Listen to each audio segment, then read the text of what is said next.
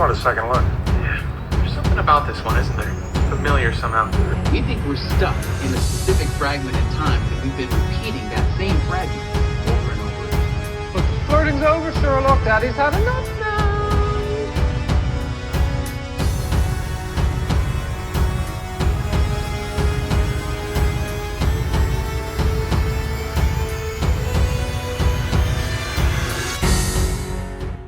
Hello, welcome. You've seen it before. TV reviews, connections of mine. Marvel's What If has dropped its second season on Disney+. All 9 episodes are now streaming.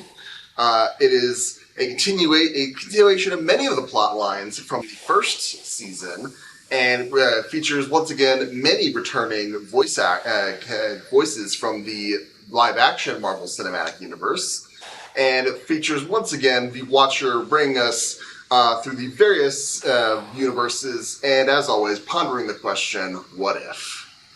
Now, this video review will contain spoilers of What If Season 2. I'll be doing my spoiler-free thoughts first and foremost, but just so you know, there will be some spoilers later on in this review. So, first and foremost, let's get into some spoiler-free talk on Marvel's What If Season 2. Is it a good season of Marvel content? Is it a good continuation from the previous season? It's just worth watching in general. I would say if you were a real fan of What If Season 1 and got really into the animation style of it, the story choices that they made on that, and the humor that they associate with it, I think you're going to enjoy What If Season 2. Me personally, however, I feel like, for my money, I like Season 1 better than I like Season 2, just because, for me, the stories in Season 1 were of more interest to me. That was probably one, it feels like this time they kind of had to stretch a little bit to find interesting stories associated with that, and as a result, at least for my money, the stories were not as engaging as the previous season was. Once again, I enjoy the animation style. I mean, sometimes it can be a little weird, especially if they linger on a face for a little too long. But for the most part, the animation is done very well. They do the action for the most part is also done pretty well. The pacing, again, these are about 20-25 minute episodes, not including the credits or whatever. So, for what it is, and fairly tight, compact storyline, I think they do pretty well story-wise, keeping things moving at an acceptable pace. I definitely had some favorites episodes out of this season, though, again, not nearly as many as the previous season, because while the previous season focused mainly on Phase 1 and Phase 2 storylines, this season focuses primarily on Phase 4 storylines, with a couple revisits to Phase 3 and Season 1 storylines, specifically with the characters of Captain Carter and the Doctor Strange variant, Strange Supreme. So there's those revisits associated with these episodes. But overall, I would say probably the more interesting elements of this season was, and again, this wouldn't make sense. Watch this, in a couple months or whatever, even this won't make any sense. But the fact that Disney released these episodes daily from, I believe, Christmas Day or December 24th or something, all the way through December 30th. So that was a fairly novel release strategy. I like that model, because these are very, for the most part, very isolated storylines, and it makes sense to digest them, so to speak, in one unit per piece. Take them as standalone stories, and some of these work really well. Other times, when they try to create the story that ties a lot of these separate arcs together, that's when I feel like this season gets a little bit sloppy. It worked well enough in the first season of What If. This one, I haven't gone back to look at What If season 1 in a while, but I feel like they started introducing the thread that ties all of these stories together a lot earlier than they did in this season. I believe we don't even get a hint as to what the storyline to tie all these threads together is until episode 5 out of the 9 episodes. And for me, that felt a little too early. I mean, I feel like you could have, if you're going to do anything to tie all these stories together, you need to plant that, start planting those seeds a little earlier, in my opinion. But again, that's just me. Maybe other people will have a different take on it. That didn't bother them at all. That's fair, totally fair. Frankly, there's not a whole ton to say about this season. It's enjoyable. I think if you enjoyed Marvel What If, then yeah, season 1, you're going to enjoy this season as well. It just goes to show that you don't necessarily have to go into these stories all over again. You don't have to keep going down these roads.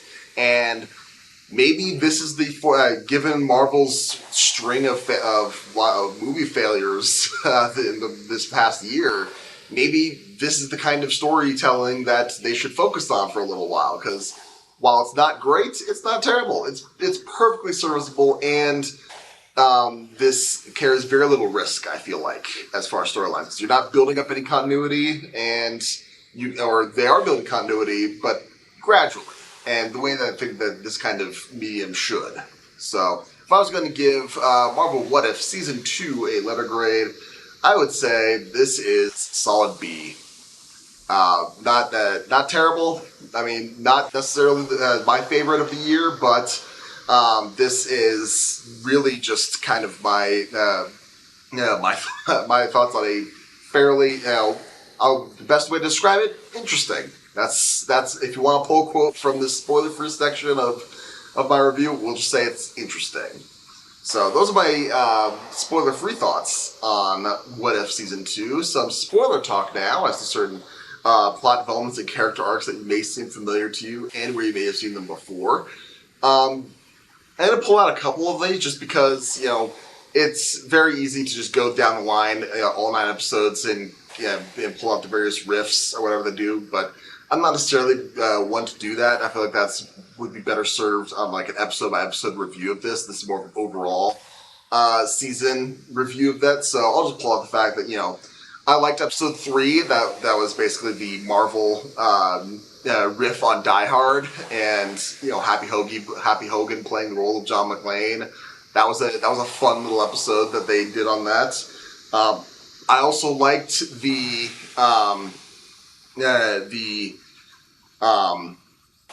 role of Kahori. Kahori in her episode. That as far as I know, she is a fully original character for What If. She might be in the comics for all I know, but this is the first time that we are introducing a character in What If that has not been featured in any previous MCU content.